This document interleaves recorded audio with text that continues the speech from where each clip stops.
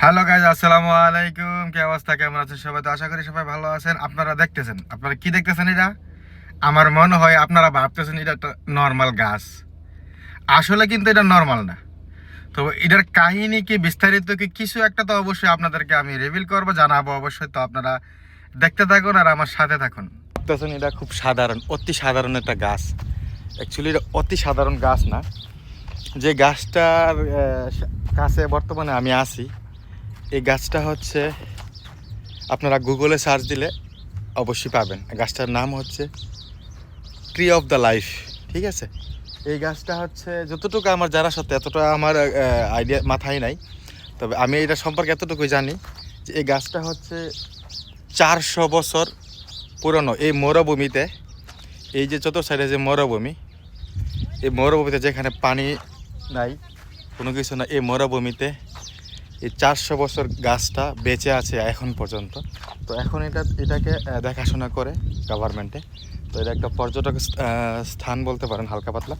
তো এখানে আসে পর্যটক, একটা ঘুরতে আসে এই ট্রির জন্যে, এই ট্রি দেখার জন্যে। তো এই সবাই একটা জিনিসকে, এখানে ট্রির উপরে উঠে মানে ছবি টবি তোলা সব পসিবল। এটাই আছে বর্তমানে বাহরাইনের মাটিতে, এই 400 বছর পুরনো গাছটা, যেটা হচ্ছে the tree of the life. তো অবশ্যই আপনারা দেখতে থাকুন, আমি দেখাচ্ছি গাছটার পুরো বিস্তারিত। সো এই শিকড়গুলা দেখছেন কি পরিমাণ ইয়ে হয়ে রয়েছে। এই যে গাছের গোড়াটা মানে অনেকটাই সাদা। আর এখানে এখন রুল চেঞ্জ করে ফেলাইছে যে এই ব্যারিয়ারের বাইরে যেতে ভিতরে যাওয়া সম্ভব না, কোনো ভিডিও করা সম্ভব না। তো এখানে ওরা ঝগড়া করতেছে হালকা পাতলা ভিতরে যাওয়ার জন্য। তো এখানে আমরা আর ভিতরে বসতে পারলাম না।